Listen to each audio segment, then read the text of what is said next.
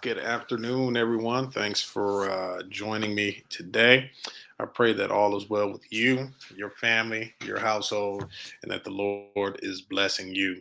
Listen, today I won't prolong you. We're going to jump right into our topic today, and we're talking about um, funeral planning, the need for planning, and how to avoid a family funeral crisis. As I always say, one of the worst things in the world that happen is someone to pass away. It's a stressful time. It's a tough time. It's a sad time. But then someone will pass away, and then there is no, you don't have the funds or you don't have the ability to be there to provide for your family. And so uh, it's tough. It's stressful. And now you have to utilize other means to be able to figure out how you're going to make the final arrangements for your family member. So my goal, my mission has always been just to be able to teach us and educate us and how to avoid this. It's important that we know, hey, you got to plan, you got to take care of it because life throws curveballs, and the one thing we have to do is we got to be prepared for the worst and be prepared and ensure that we have our house in order. And so this presentation will be short, but I'll go through some things and teach you, at least try to educate you and teach you a few things, and prayerfully it's beneficial for you. So listen, people don't come to a funeral home because somebody died. They come because they live, right? The goal when you're going to plan a funeral is you're going to plan their life, their final presentation to the world of who that person was, what they meant to you, what they meant to others. And so you're going down there to not because they died, but because they lived. Hey, I want to celebrate my loved one. It's a stressful time. It's a tough time, and and unfortunately, it's a business. The funeral business is a business, and as much as you could have tears, you come down there sad. Oh, I'm so sad that my loved one is gone. I can't believe they're gone. It's sad. It's terrible. And that funeral director is going to be there with you all. We're praying for you. We love you. We thank you. We know the Lord is going to be with you. He's going to watch over you. He's going to cover you. But we're going to need that check before we can do anything. Just like that. They care for you, they love you, but hey, they have to get paid. So it's important that we plan so that we can celebrate the person who lived, right? So when a person is born, we rejoice. When they're married, we get jubilate. We're so excited. We're jubilant about that. But when they die, we try to pretend nothing has happened, right? Oh, nothing happened. It's the same old things, but no, life completely changes when someone passes away. So when someone dies, if there had been a death in your family yesterday, what would you be doing today? All right, that's the question. If someone died today in your family, what would you be doing today? Or the other question is, if you died yesterday, who would be making your funeral arrangements today? Would it be your wife? Would it be your children? Would it be your niece, your nephew, your cousins, your family, your friends? Who would have to take on that responsibility, that stress, that burden of having to plan your funeral? If you never had to do it, it's a tough thing to have to go down there, sit at the funeral home, talk to the folks. They're asking you all this stuff. They're throwing stuff. Sign this, sign that. What would you like here? What color would you like there? Where we're going to have the service at? We're going to have it here. We're going to have it at the church. We're going to have there's so many different things that come at you, and it's extremely stressful. And so the question again is, what would happen if you died today? Who would plan your service? Who would be there for you? Who would make the arrangements on your behalf? When someone dies, here's just a list of a few things that you have to do when someone dies. You got to choose a funeral provider. You have to make the arrangements for the services. You have to decide how much money you want to pay for the services before the funeral, right? You have to select the casket. You have to select cemetery property. You have to contact your clergy.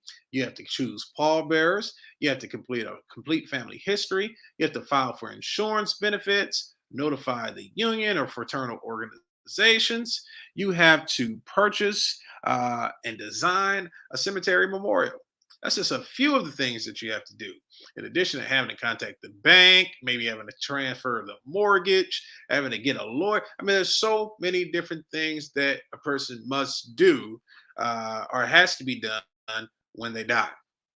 And the question again is, who's going to have to do all these things for you? It ought to be you.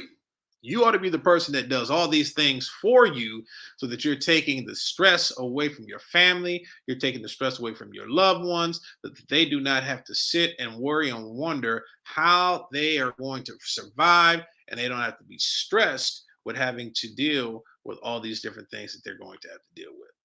Planning ahead. Planning ahead for a funeral arrangement is a very old tradition. In the past, for many people today, in the past and for many people today, a family would usually provide for the final emergency in one of three ways: personal life insurance, savings, family, friends, and relatives. Personal life insurance, that's your life insurance, or going into your savings, or through friends, relatives, and family.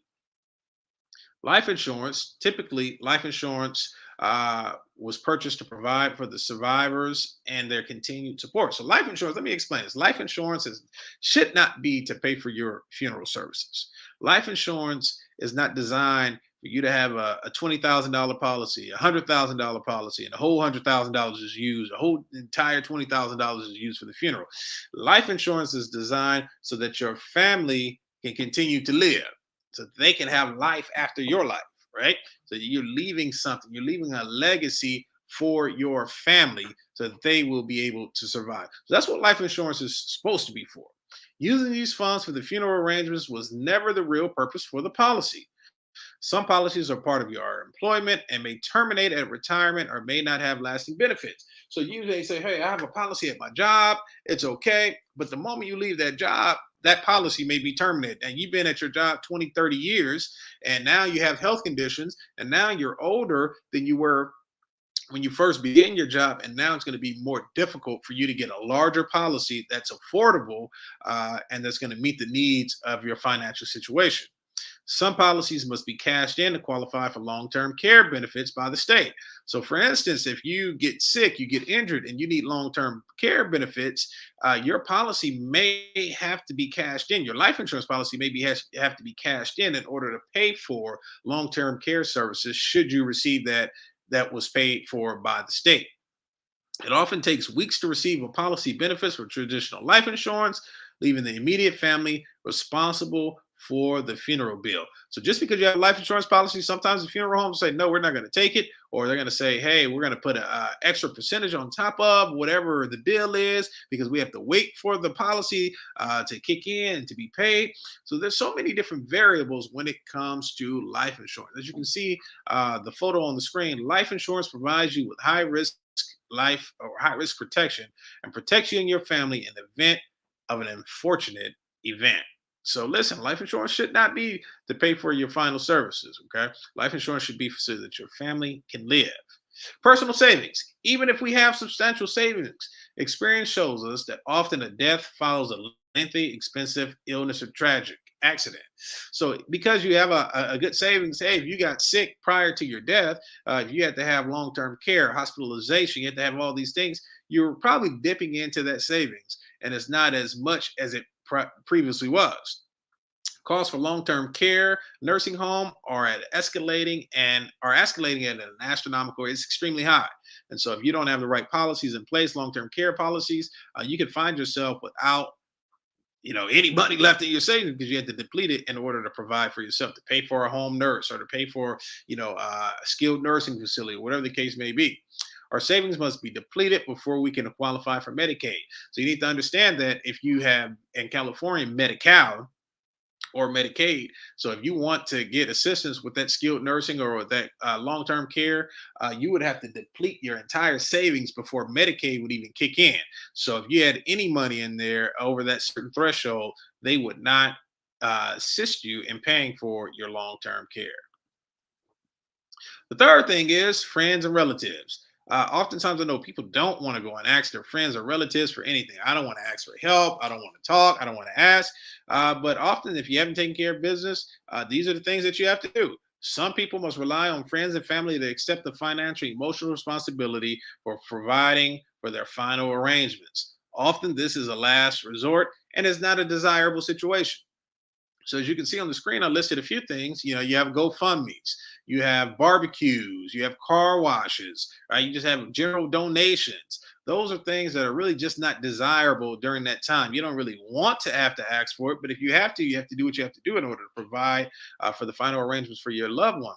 But it should not be a first resort. This should be a last resort. And with proper planning, this should never even be an option, because if we do what we need to do, then we don't have to go here. And so sometimes you can get upset with people because they don't donate, or they don't come to the car wash, or they don't come and buy food, right? Or you don't meet the numbers that you wanted to meet on your GoFundMe. And then the reality is with GoFundMe is that they also take a portion of whatever it is that you raise. So you're not completely getting everything that was donated to you, but it's still an outstanding and a great platform. Funeral planning removes the emotional and financial burden from loved ones. Right here, they are emotional. They're sad. They go down there with that $100,000 policy, and there's some funeral homes that are going to try to get all $100,000 of that policy. So it takes the emotion out if you plan ahead. It protects against future price changes. So when you get a pre-need policy, your policy is locked in. It won't change. If you die 30, 40 years from now, the price that you pay today with the price that's paid tomorrow, the funeral home is guaranteeing your price. It ensures that your desires are fulfilled, right? So it ensures that you have your wishes filled. Nobody can come in and do anything differently than what you've already written and planned out, because this is what you wanted for your service, right? I don't want singing. I don't want that. I don't want to be here. I want to have it there. Whatever your desires are, you're putting it in writing and planning it out. You get to record, you get to select, and you get to fund. You get to record what you want, get to select how the service is to go, and then you get to fund your service ahead of time, easing the burden on your family. So to record personal family information using our My Planning booklet. So you can get one if you like one. We can send that out to you. It's a great tool to plan out everything, all of the information, where you were born, your age, bank accounts, everything that your family would need in order to plan properly. So you can record your memorial instructions, and it provides you with important information about Social Security, veteran benefits, probates, wills, and living trusts. So this would be a great tool not only for you but for your family members. So should something happen to you, all they would have to do is grab this booklet and get right to work, because you've already planned everything and had everything written out.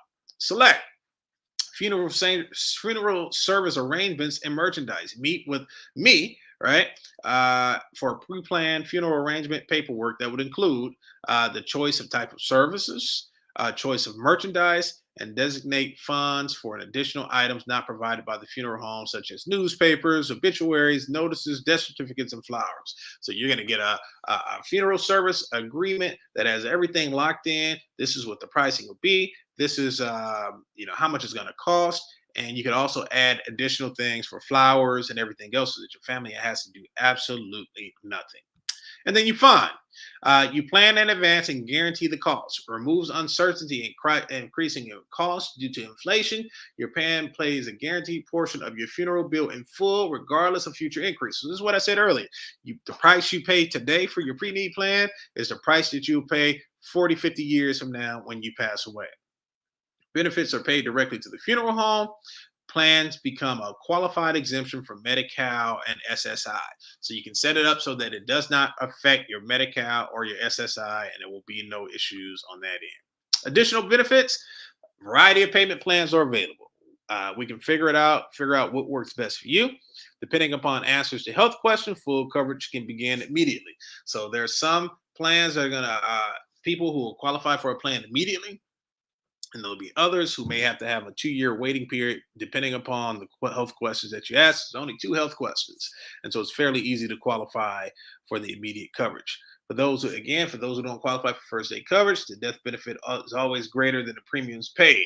So what that means is, if you pay $100 today, you're always going to get more than that $100 coming back. I believe it's 10%, 110% of whatever it is that you paid. So you'll always get more if you should pass away before that 2-year mark. So I hope that this has been beneficial for you. Listen, planning is essential. Make sure that you're planning for your family. And again, ask yourself a question. If I died today, who would plan my service?